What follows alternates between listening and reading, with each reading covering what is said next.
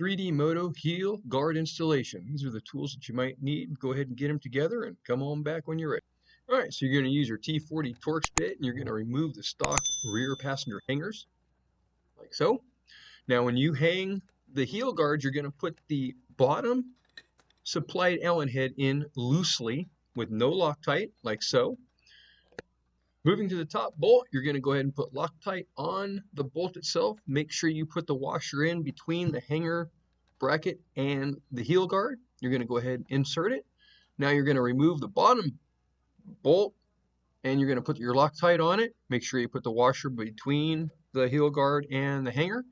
Tighten them down, and that's it, guys. You're ready to rock and roll. It's that easy. Here we add the Tusk Pannier racks.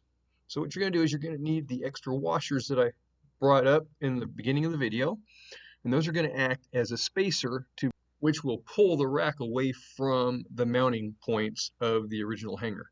So what you're going to do is you're going to put the nut on, you're going to put your washer on, put your Loctite on. This is your first spacer that you need to make sure that the heel guard is far enough away from the rack so that you can use the straps easily in and out of the heel guard.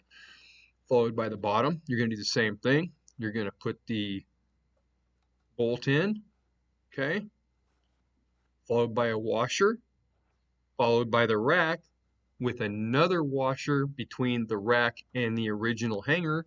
And that, like I said before, it pulls that whole assembly out far enough to where you can easily get a strap off and on in the hanger. So that pulls it away from everything far enough so that you access everything easier. Go ahead and tighten it down. And again, that's all there is to it. So these will work with the Tusk rack. Thanks for watching.